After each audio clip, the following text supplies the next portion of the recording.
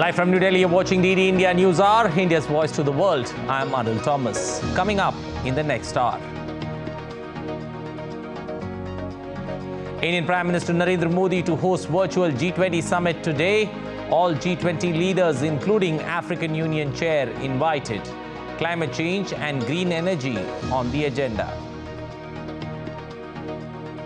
Israel and Hamas reach a breakthrough deal for a 4-day pause in conflict. 50 women and children held hostage in Gaza to be released. Rescue teams start horizontal drilling in Uttarakhand tunnel as rescue operations enter day 11. Indian Air Force flies specialist equipment. South Korea all set to suspend military agreement it signed with North Korea in 2018 as North claims spy satellite launch.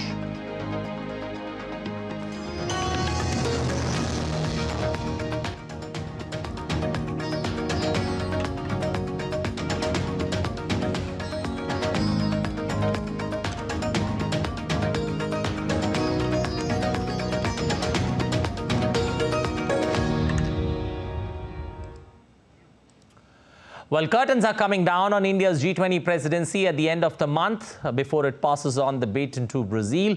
A virtual summit of the G20 leaders is being held on Wednesday on the call given by Indian Prime Minister Narendra Modi. Invitations have been extended to all G20 leaders and the African Union Chair. The goal is to follow up on all action which was agreed in the Delhi Declaration in the September summit, with focus on climate change and green energy. A virtual G20 leaders summit chaired by Indian Prime Minister Narendra Modi will be held on Wednesday. The summit was announced by Indian Prime Minister Narendra Modi during the closing session of the New Delhi G20 Summit in September 2023. Leaders Summit will be held tomorrow from 5:30 p.m. onwards under the chairmanship of the Honorable Prime Minister, Shri Narendra Modi. All of you are aware that the 18th G20 Leaders Summit was held in New Delhi successfully on 9th and 10th September 2023. It saw the unanimous adoption of the G20 New Delhi Leaders Declaration. Throughout the G20 presidency, India has worked to ensure that the concerns of the Global South receive due cognizance. African Union has been included as a permanent member of G20. It may be recalled that the New Delhi G20 Summit witnessed the unanimous adoption of the G20 New Delhi Leaders Declaration. The virtual summit will take forward key select outcomes or action points from the New Delhi Summit, as well as review developments since then. The virtual G20 summit is also expected to push for effective implementation of various G20 decisions, including through relevant national and international platforms. Throughout the G20 presidency, India has worked to ensure that the concerns of Global South receive due cognizance. We've also seen the inclusion of African Union as a permanent member of G20. And the virtual summit will provide an opportunity not only to discuss the implementation of the Leaders' Declaration, but also for the leaders to share views and enhance cooperation on critical challenges that we confront and address gaps in global governance, reaffirm our existing commitment towards the Sustainable Development Goals, and move towards a reinvigorated multilateral system that is better positioned to positively impact people's life. India holds the G20 presidency until 30th November 2023. The G20 troika during the Brazilian G20 presidency in 2024 will comprise India, Brazil and South Africa. Amritpal Singh's report for DD India. Well, DD India's Akshay Dongre joins us from the national capital. Akshay, good afternoon. What are some of the key issues and review developments that this particular virtual summit will address?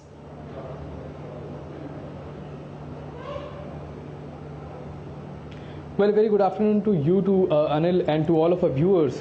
And curtains are coming down as far as our second summit of the leaders of the G20 is concerned within a span of just 2.5 months. This is unprecedented and, in fact, a historical moment in the history of the G20 as a grouping, because this for the first time that a follow-up summit of the leaders is happening, that too via virtual mode.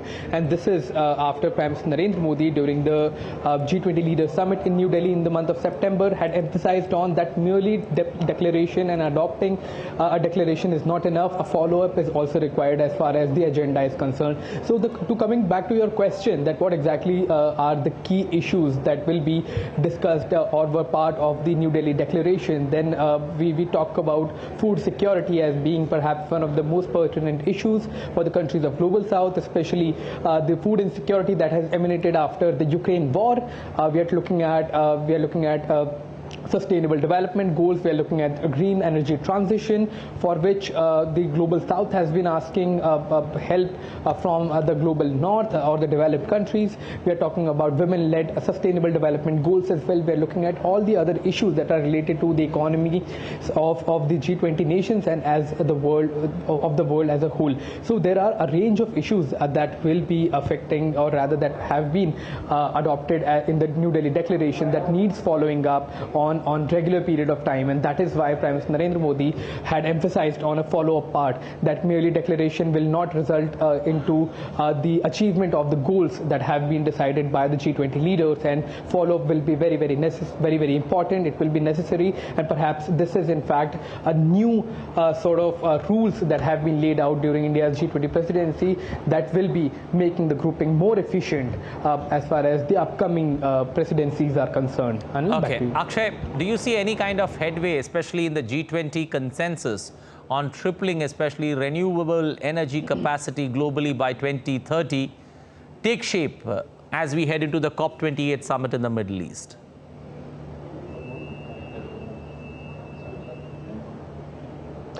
Well, what we are looking at this point of time would broadly be the topics that have already been talked about. You know, the follow-up on all of these issues. As far as the new issues are concerned, New Delhi has said that it is up to the new chair, the upcoming chair for G20 to take up the new issues, and the virtual summit will be mostly focusing on the follow-up on all of the issues. But when we talk about COP28 and talk about the transition into renewable energies, then during India's presidency of the G20 as well, a very important key issue that was being raised time and again, be it at the ministerial level meetings or at the leaders summit, that there needs to be a concerted effort from the developed countries to in fact help the developing economies, to help the Global South to make that particular transition, because it is not going to be easy for the developing world to in fact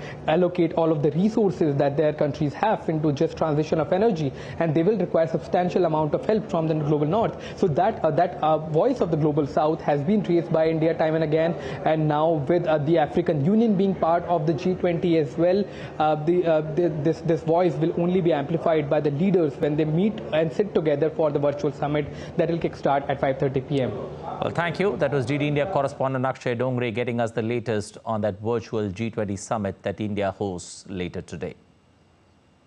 The Israeli government announced that it has reached a 4-day ceasefire agreement with Hamas under the Qatar-Egyptian mediation in a cabinet voting.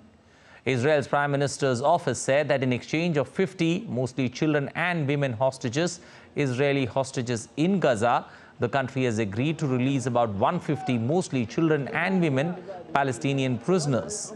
The release of the hostages would take place over a 4-day period, during which there will be a full ceasefire. Israeli government has said that for each additional 10 hostages released by Hamas, an additional day of the ceasefire would be extended. During the ceasefire, hundreds of trucks would be allowed to supply more aid to various parts of Gaza Strip.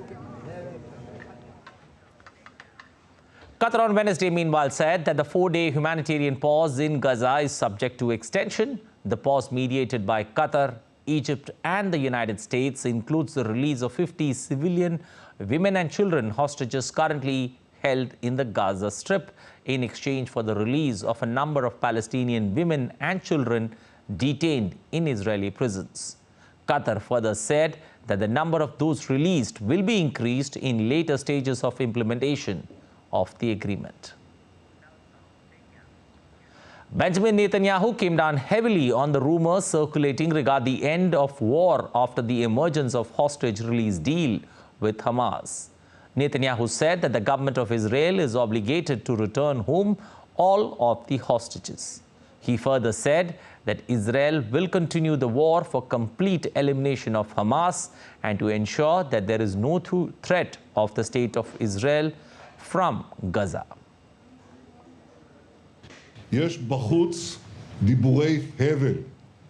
Outside, there is a lot of nonsense talk.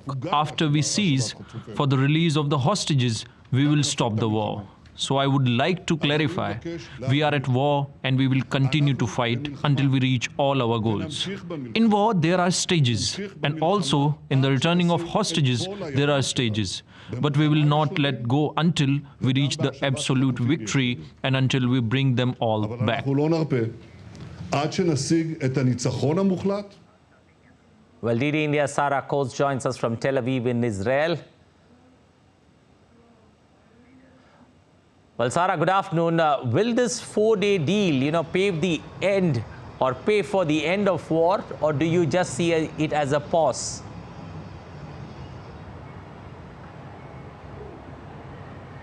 Hello there. Well, look, we do understand there is a maximum time frame on this pause, this ceasefire. It will be a maximum of 10 days. Now, during that 10 days, we could expect to see two different stages. The first one would involve 150 Palestinian prisoners swapped for Israeli prisoners. We do understand these would all be women and children. There would be 30 children, 8 mothers, and 12 other women. They would be swapped, as I said, for these Palestinian prisoners who would also be women and children. Now, the Justice Ministry has just released a list of these 300 Palestinian prisoners who could be eligible for release. They are women and mainly young men aged under the age of 19. Now, I'll tell you how all of this would work. Firstly, there would be this 4-day ceasefire. There would be no aerial traffic in the sky above the Gaza Strip for that period, except for a 6-day window every day when drones and other aircraft can fly over the northern part of the Strip for surveillance. Now, these people would be handed by Hamas over to the International Red Cross. They would then be given to an Israeli military official who would then transfer these people to a hospital for very detailed checkups, given the amount of time that they've been held there in the Strip for. Now, after that, they'd be taken to a more isolated medical facility where they'd be reunited with their families. And then there would be a team of specialists that would come in to assess them to see whether they are able to potentially do some sort of a debrief to give more intelligence on the situation where these other hostages are being held. But look, if they are not deemed fit to do so, this will not happen. And this second stage would basically be the same as the first stage. It is because Israel believes, and Hamas says rather, that there are a number of women and children who are in the Strip who won't be included in this first stage, who are unknown. Their whereabouts is unknown, and they are thought to be being held by other Palestinian factions like Palestinian Islamic Jihad. Okay, Sarah, how does one see the role of America in this, in brokering this particular hostage deal? Is it something big that America has been speaking about for a while? And now that we've seen a 4-day pause, do you see this being a big achievement there for the American administration? Well, look, it's certainly a big achievement for the Americans. Getting any kind of people back is seen as a big deal, given the amount of people that are being held in the Gaza Strip and the amount of diplomacy that the Americans have been putting into this over this past 6 weeks. But look, potentially an even bigger achievement here would be that one of the Qataris. They have been the main broker in this deal, also assisted by the Egyptians. So it certainly has been a number of parties that have all come together to work toward this deal for many, many weeks now. And it was really only over the last few days that details started emerging, that it started seeming like this was actually going to happen, because before that there wasn't so much hope that it would happen, given the fact that a number of other indirect talks on this matter have already fallen flat on their face. So it certainly is a win for the Americans, also a massive win for the Qataris, and as I mentioned, the Egyptians as well. Okay, thank you. That was Sarah Coates reporting live from Tel Aviv in Israel. Still to come on DD India News Hour.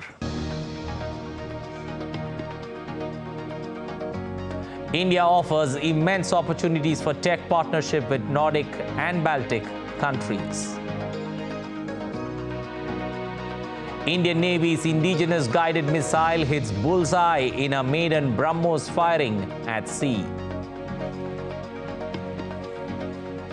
After yoga, millets are now set to go global. 5-day ASEAN-India Millet Festival organized in Jakarta.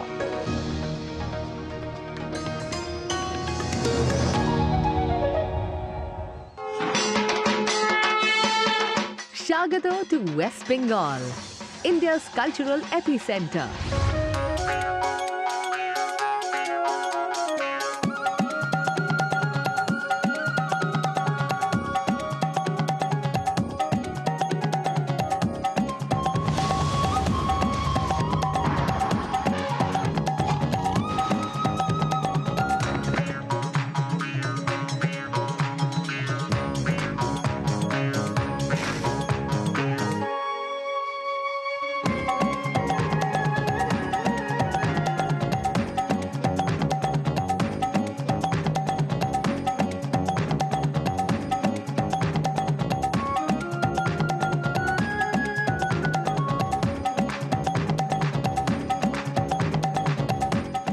West Bengal invites you to share its richness, to be united as one family with one shared vision of building a better tomorrow.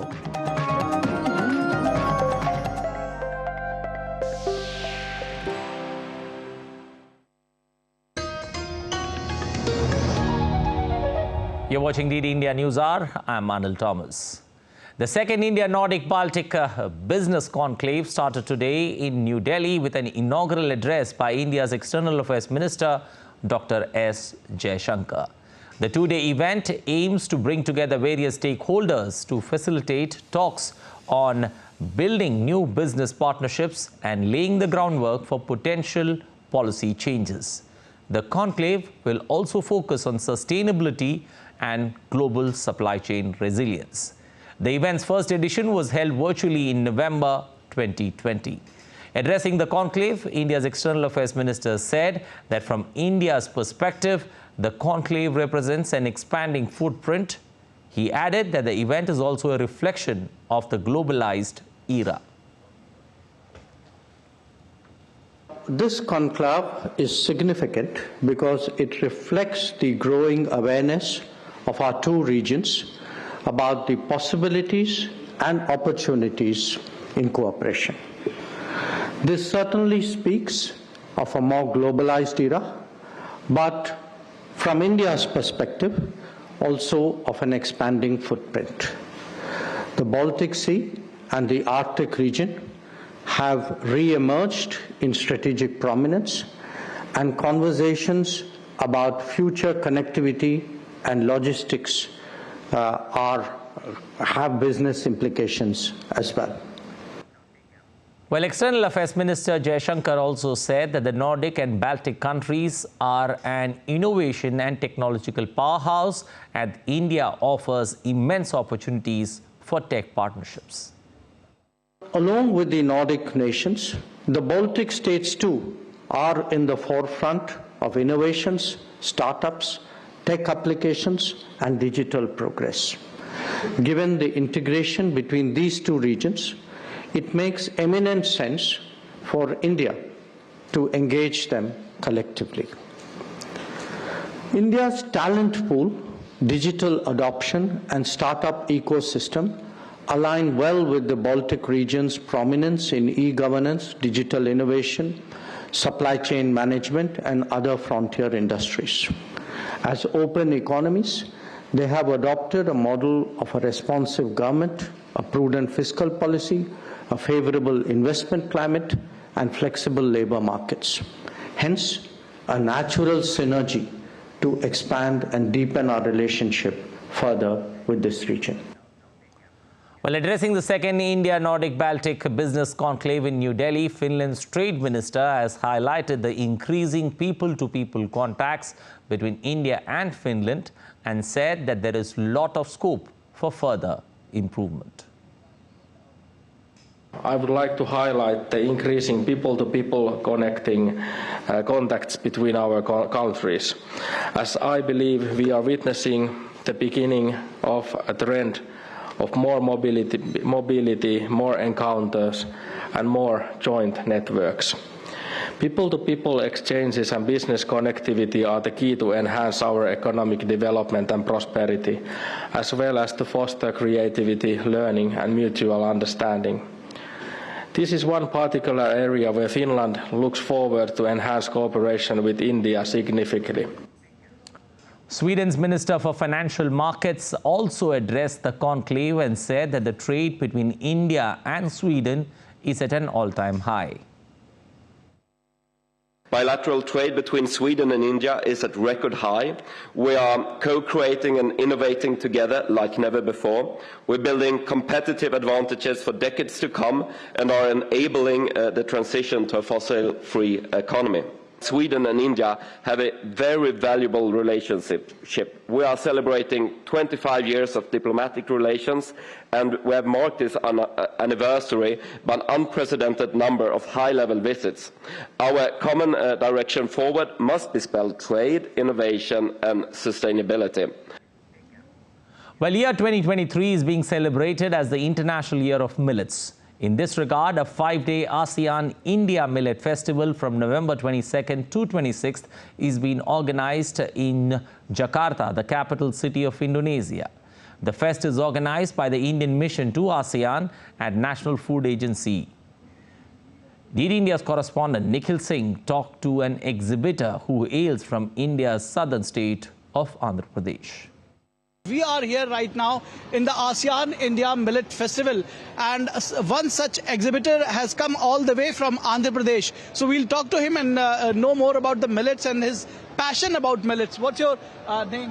My name is Ram Subbareddy. I came from Andhra Pradesh, Nandyal district. I was working as a CFO in Delhi. I left job in 2017 to start the millets and to work with the farmers, because the millets are very nutritious and they consume very limited resources. So I would like to promote these millets. So we work with the farmers and then take the material and we process in our factory. So in this regard, we are thankful to the government of India to all the way to bring us, to participate in the Indian ASEAN Millet Festival. Exchange of crops of millets is also being talked about, that the crops which can be grown in India, the millets crops, and the vice versa. So that is also being talked about. How do you find this idea? Yeah, it's there is always excellent idea, because we can conserve the soil. Now the soil is damaging because excessive use of fertilizer and pesticides. With this millets farming, you don't require any pesticide, and only limited amount of fertilizer is required, and very 1/20th of the water requirement of rice is enough for the millet farming. Farmers from Indonesia, they are trying to get access to the crops of the millet crops which can be grown in Indonesia, the Indian millet crops which can be grown in Indonesia. So we can find that this is a multifaceted thing which is doing good in so many arenas and areas. With camera person Saurabh Shukla, this is Nikhil Singh reporting for DD India from Jakarta. Well, United Nations has recognized 2023 as the International Year of Millets. Awareness about health and nutritional benefits of millets is being conducted for visitors in India International Trade Fair by the Ministry of Health Pavilion. DD India's correspondent Kriti Vadera has more. Millets have multiple untapped uses such as food, feed, fodder, biofuels and brewing. Therefore, millets are smart food as they are good for consumers, good for the farmer and good for the planet. We are, displaying different type of millets. As you can see, they are, they have millets have numerous health benefits. They are high in calcium, protein, and fiber content. So, as you can just see, the different type of millets are being displayed here for, making the visitors aware. As you can see, this is, the barnyard millet. This is, every visitor can just see this and recognize this, and even they can incorporate these millets into their diet. This second one, if I tell you, is the foxtail millet. So this is how it looks, because the normal citizen or the public should be aware about the appearances. It is the vision and initiative of PM Modi that led to this United Nations resolution being adopted with support from more than 70 nations across the globe to recognize 2023 as International Year of Millets. Right, India is an initiative of FSSAI through which we, normally make the citizens aware to eat healthy. So this initiative is based on 3 pillars: eat safe, eat healthy, and eat sustainable. So there are a lot of certification programs that are being done under this initiative. And for this, making the citizens aware, there's a QR code there. If a person or a visitor, if anyone is visiting our stall, he or she can just scan this QR code and get the entire information. Millets are important by virtue of its mammoth potential to generate livelihoods, increase farmers' income, and ensure food and nutritional security all over the world. So this is how the awareness on millet is promoted in the pavilion of Ministry of Health here in India International Trade this time. People are being aware for what to eat right and how to keep their diet as a balanced diet. With camera person Radhakrishna, I'm Kriti Vadhera reporting from New Delhi for DD India. Well, still to come on DD India News Hour. South Korea to suspend part of the 2018 pact with North Korea after spy satellite launch.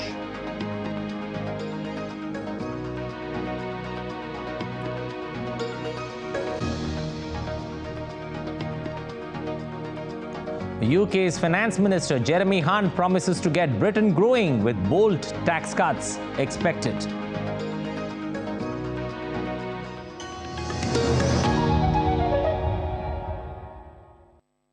In a world that never stops, where information shapes our reality, one app stands out, helps you stay ahead of time. Introducing the DD India app, your gateway to a world of news right at your fingertips. Your most trusted source of news goes global, goes digital. Explore a world of options, top stories, live updates, in-depth analysis, and more. Stay informed wherever you are. Real-time alerts keep you ahead of the curve always. The DD India app.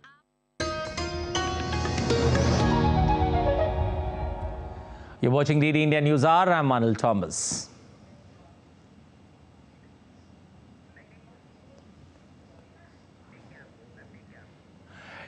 A quick recap of the headlines.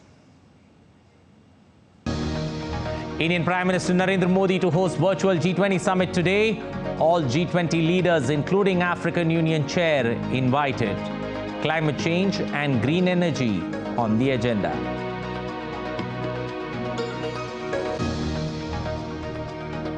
Israel and Hamas.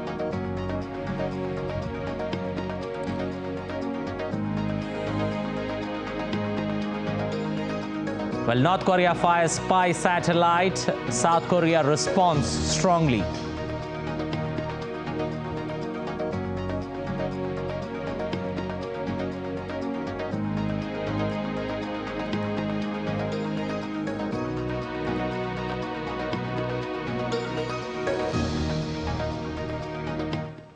Well, going back to our top story there, India to host the virtual G20 Summit there. And joining us this afternoon is senior diplomat Prabhu Dayal to take this deliberation forward.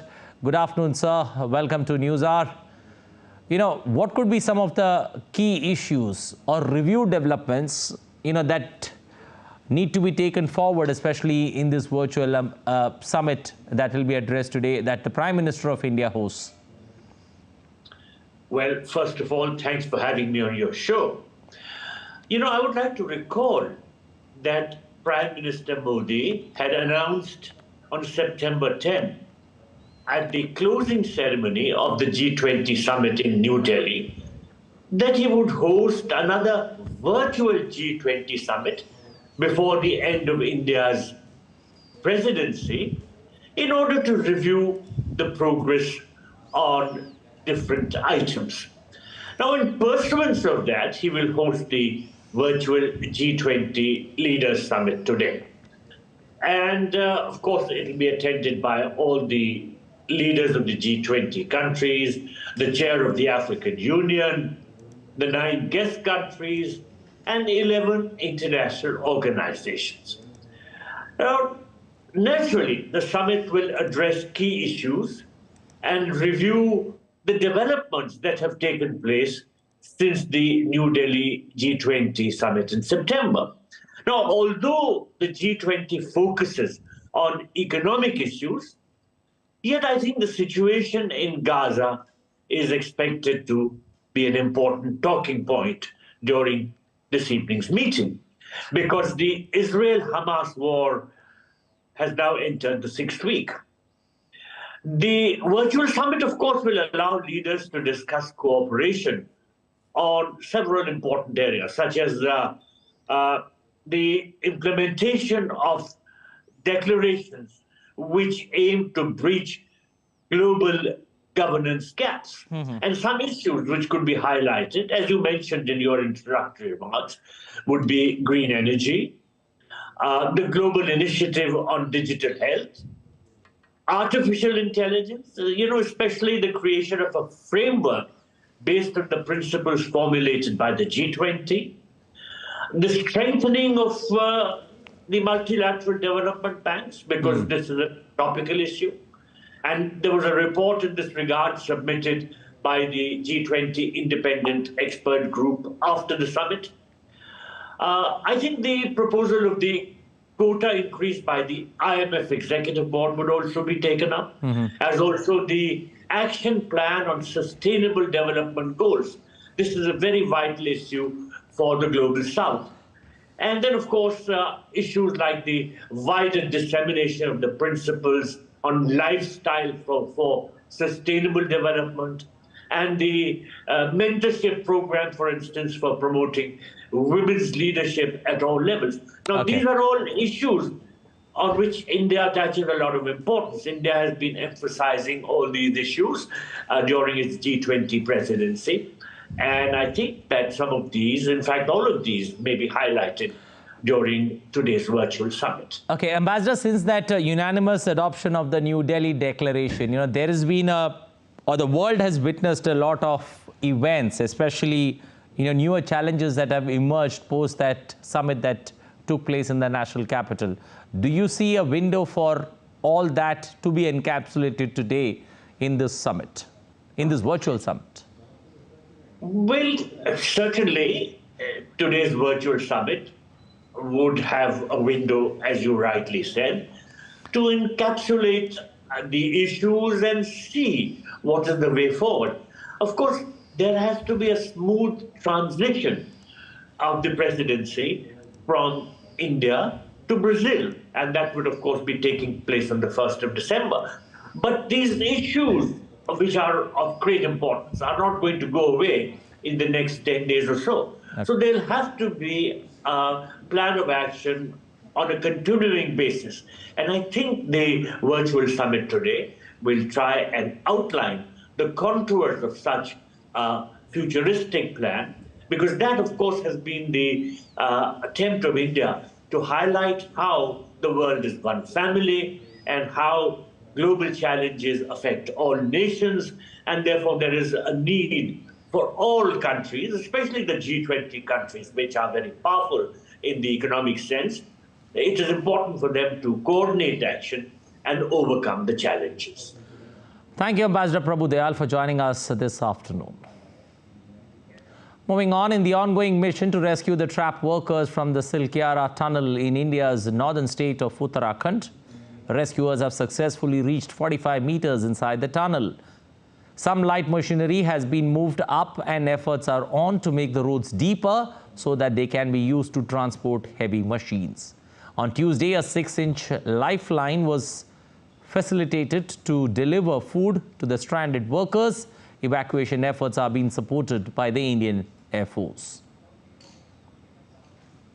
हमारी 800 mm की pipe हम 900 mm dia pipe के अंदर हम push कर रहे थे और वो करीबन 21 मीटर 900 mm डाया की पाइप पहले से मौजूद थी, तो 800 mm की पाइप भी हमने 21 मीटर तक प्लेस कर दी, पुश कर दिया। उसके बाद हमारी ड्रिलिंग ऑगर मशीन द्वारा वो शुरुआत हमने की रात को करीबन 1:45 बजे। ये मुझे बेहद खुशी है ये आप लोग से शेयर करते हुए कि 3 और पाइप जिसका मतलब है करीब और 18 मीटर, तो 21 + 18 39 मीटर हमारी ड्रिलिंग हो चुकी है और हमने पाइप भी 800 mm का उसमें प्लेस कर दिया है।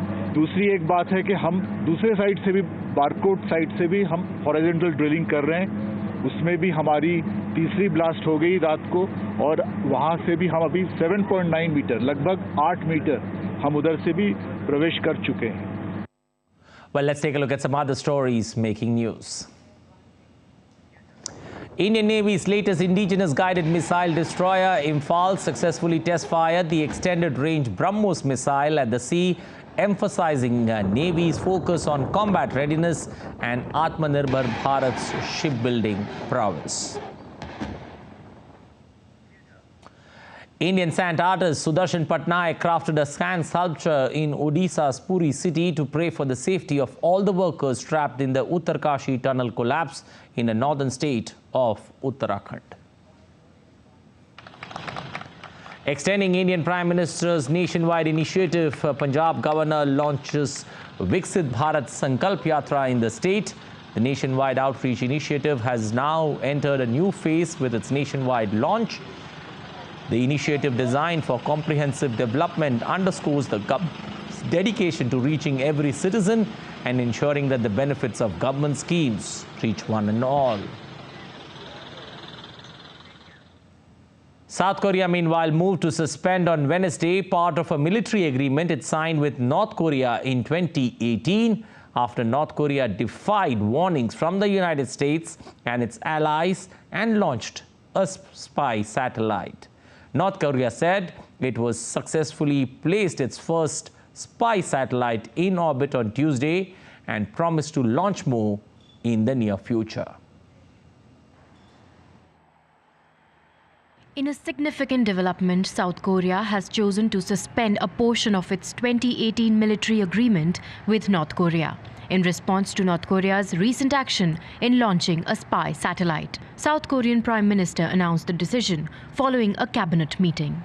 South Korea Defense Ministry also announced that aerial surveillance activities near the border with North Korea will resume. Until mutual trust is restored between North and South Korea, we plan to pursue the partial suspension of the effectiveness of the 9.19 military agreement. This is a necessary measure and the minimum defense action required for our national security. Furthermore, it is a justifiable measure in accordance with our laws. Despite warnings from the United States and its allies, North Korea successfully placed its first spy satellite, Malekyong-1, into the orbit on Tuesday using a Cholima-1 rocket from the northern region of Pyongyang province. Apart from South Korea, Japan also condemned North Korea's late-night satellite launch, labeling it as a violation of UN Security Council resolutions and a threat to the safety of Japanese citizens. Even if the purpose is to launch a satellite, using ballistic missile technology is a clear violation of the relevant United Nations Security Council resolutions.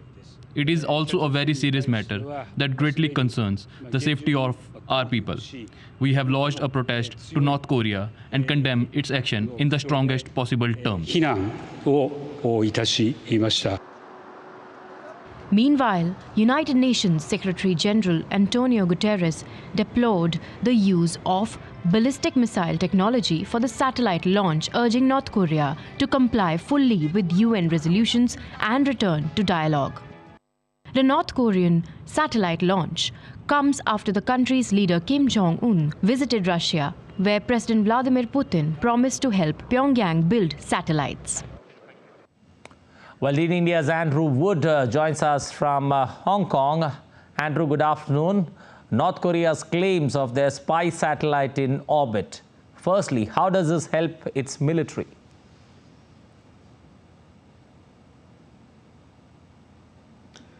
Well, having the ability to look down on your enemies and see what they're getting up to on the battlefield or preparing to get up to is a great advantage. And militaries have been pursuing this ever since really balloons were invented, steerable balloons were invented a few hundred years ago. So it's just the highest tech version of that. North Korea doesn't really have a lot of other people to rely on. Although it seems to be getting some technology from the Russians, it's not like, say, South Korea and Japan and the United States, which are sharing or about to start sharing information on what North Korea is doing with its rocket launches. So North Korea, this is certainly a big advantage for North Korea. And don't forget, the more times North Korea launches missiles, launches rockets, the better it gets. I mean, it's had 2 attempts so far this year that failed, so third time lucky.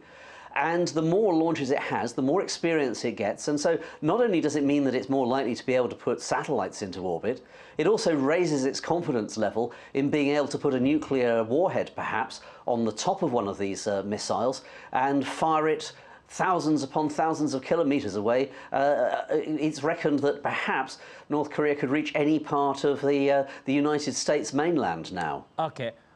Andrew, looking at now North Korea's claim of a successful spy satellite in orbit, and the US and Japan have been slamming this brazen violation of the UN sanctions.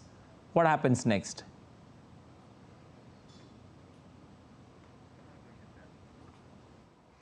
Well, I think North Korea will continue to ignore United Nations Security Council and General Assembly resolutions that are supposed to stop it having a missile program. North Korea says it's got a sovereign right to be able to fire missiles up into space or the edge of space and so on. It is interesting that earlier today the Ministry of Foreign Affairs in Beijing was asked at a press briefing, shouldn't China, as a member of the UN Security Council, along with Russia, America, France and Britain, shouldn't China be trying to discourage North Korea from doing these things? And the answer was pretty much a stone wall there. So I don't think certainly China or Russia is going to get in the way at the moment of North Korea continuing to fire missiles. Well, surely not good times ahead. We'll leave it there. Andrew Wood joining us from Hong Kong with the latest. Moving on, Sri Lankan President Ranil Wickremesinghe has announced that the presidential and parliamentary elections in the island nation will be held next year in 2024. The South Asian country's president further assured that the 2 elections will not be postponed, and he also said that the local and provincial council elections could be conducted the following year, adding that there were no issues in carrying it out. The elections to elect councillors to 340 local government bodies had been postponed since March last year. United Kingdom's Finance Minister Jeremy Hunt is expected to announce tax cuts later today when he sets out a budget update in the House of Commons. The so-called autumn statement also contains the latest predictions for economic growth and government borrowing. It comes with the governing Conservatives trailing the opposition Labour Party in polls. DD India's Ollie Barrett has more from London. This is a major moment in the British political calendar. Technically, it's not a full budget. The autumn statement is designed to be an update, really, to the government's plans for the economy, but also forecasts for the economy, which come from the Independent Office for Budget Responsibility.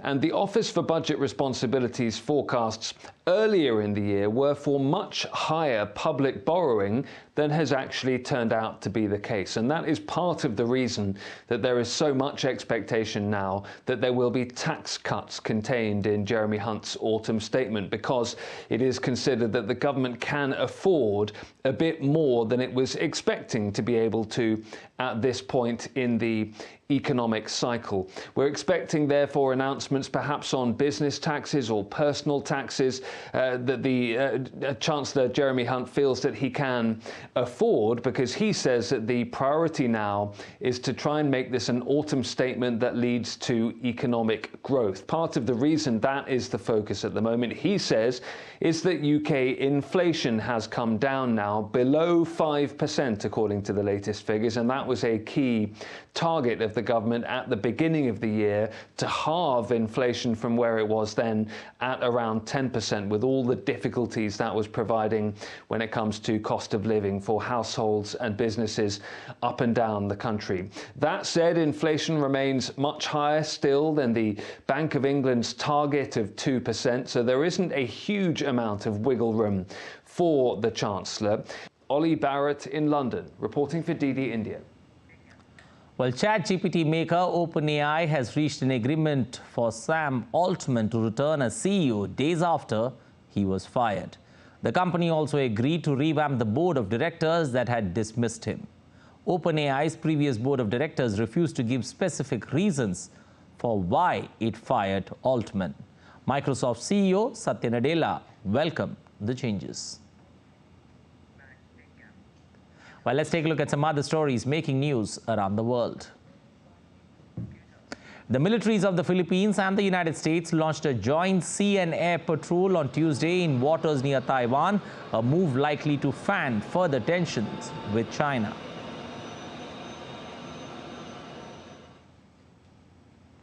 Mexican authorities found 215 migrants, including 26 minors, locked in a trailer in the southern state of Veracruz. The migrants were moved to the Acuña Migration Center, where they underwent a medical checkup and received water and food. With the arrival of the festive season, holiday shoppers in the United States city of Chicago are flooding to Target for early Black Friday deals. The retail giants is one of the several businesses offering major Black Friday markdowns ahead of Thanksgiving. A chair signed by the late American rock star Elvis Presley is hitting the auction block for the first time. The chair from Elvis's Secret Vacation from 1959 will be up for sale along with 400 items in both Los Angeles and Orlando in the US from the 2nd of December. Still to come on DD India News Hour. India's football coach's moves backfire as Qatar scores 3 past an unimpressive India in the World Cup qualifier. Nicolas Otamendi's strike helped Argentina beat Brazil to go on top in the FIFA World Cup qualifiers table.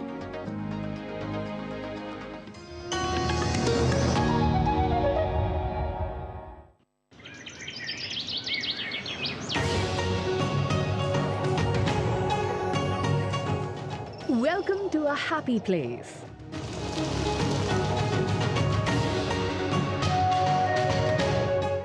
To nature's warm embrace.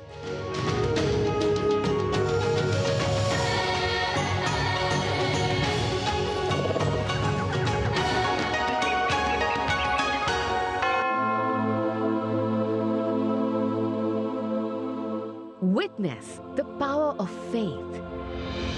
Fruits of hard work and protectors of Mother Earth. Unique in every way.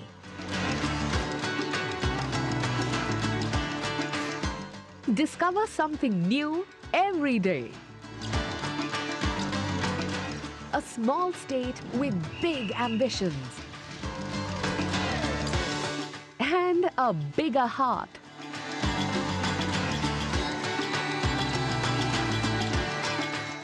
Mizoram welcomes to love, laughter and celebrations.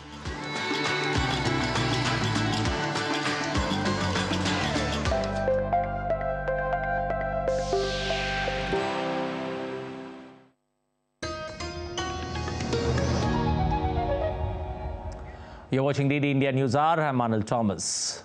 Time now for all sports updates. Well, joining us this afternoon is Deepika. Deepika, World Cup qualifiers happening. Argentina, Brazil, a mouth-watering contest. Indeed, it was a mouth-watering contest, and we saw how Messi reacted to the fan tussle over there inside the stadium. But before that, Anil, let's quickly get our viewers a quick update on the para-archery. Well, India continues to dominate the Para-Asian Archery Championship by advancing into 4 more finals. Indian archers remain in contention for 8 gold medals. India defeated Kazakhstan by 128 to 118 to set up a title clash against Korea in the men's W1 doubles category. India also entered the gold medal clash in men's compound open doubles. They will take on Chinese Taipei in gold medal clash, whereas in the women's recurve open doubles, India defeated Thailand by 6-2 in the semi-final to set up a clash against Indonesia in the finals. Well, India also made the summit clash in the compound mixed team event where Rakesh and Sheetal Devi defeated their rivals from the Philippines. Moving on, Indian QS Pankaj Advani won the IBSF World Billiards Championship title in Doha for a staggering 26th time, defeating compatriot Saurav Kothari in the finals. Advani defeated Kothari by 1,416 in a rematch of last year's title clash that took place in Kuala Lumpur. He had won his first world title in this competition way back in the year 2005. While Advani has won the long format for the 9th time, he triumphed in the point format championship on 8 occasions, besides winning the World Team Billiards Championship once again. Moving on to World Cup qualifiers now, Nicolas Otamendi scored with a towering header to give Argentina a 1-0 away victory over Brazil match that was delayed by half an hour after police clashed with the fans at a sold-out Maracana Stadium. Now, Brazil plunged to a 3rd straight defeat and first ever at-home loss in a World Cup qualifier to stand 6th in the standings, which is 8 points behind leaders Argentina and in the last spot that guarantees a berth at the 2026 finale. It was a nervy first half with 22 fouls, 3 bookings and several skirmishes as rival players frequently faced off and the referee flashed cards in an attempt to calm the situation. We bear the Brazil shot. We have to do everything we can to win the matches. This is being done through hard work. I think we can manage to deepen our internal relationships more and more, grow in our work and training. The results should come, but we have no guarantee that the results will come. What we can guarantee is that we will work. The sporting rivalry between 2 of the most successful teams hit fever pitch after the Brazilian police charged Argentinian fans in response to fighting in the stands during the national anthem. The world champions, led by captain Lionel Messi, went over to the terraces to try and calm the situation before leaving the pitch and returning to the dressing room for 10 more minutes. Now, the players eventually returned and the match started in a tumult of noises as local fans roared their support of 5-time world champions. Beyond the match, I don't know which words to use. I don't know which word because I don't want to be rude, but it's very ugly to see that happen. Whether it's an Argentinian or a Brazilian, it's very ugly, and some had family there. They didn't know if they were there. To play a match in these conditions was difficult.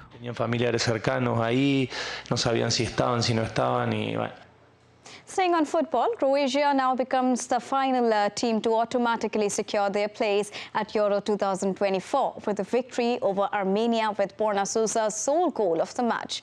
The result now means that they finish 2nd behind Turkey in Group D and send Wales into the playoffs. In Group P match between France and Greece that ended in a draw, France won 7 out of 8 group stage matches and already qualified for Euro, being at the top of the group. Greece has now advanced to the playoffs. So that was a quick wrap from the world of sports. Back to Anil. Thank you, Deepika, for that quick update from the world of sports. Well, KTB Bharat Hai Hum, an animated series consisting of 2 seasons, is being open-air screened during the 54th edition of IFFI at 3 locations. It's produced by the Central Bureau of Communication, Ministry of Information and Broadcasting and Graffiti Studios. DD India's Shama Mishra spoke to the co-creator Manjul Shroff for more. The coastal state of Goa is celebrating the 54th edition of International Film Festival of India. One show is Krish, Trish, Balti Boy, Bharat Hai Hum.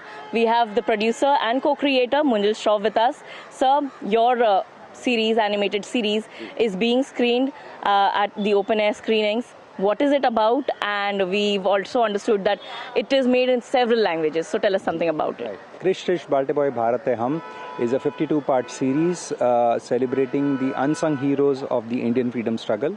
We are covering a period of almost 400 years. And I think through our research, we found amazing stories. I mean, we are currently doing 52 episodes, but I think there are more than 150, 200 such stories, and we are still continuing our research. This is a great way for children to watch it, in an open-air environment, so a lot more people and kids can watch it. So I'm very excited today in the evening to watch it with a whole bunch of kids. We now have obviously Netflix, Amazon, and obviously Doordarshan. It's unprecedented again.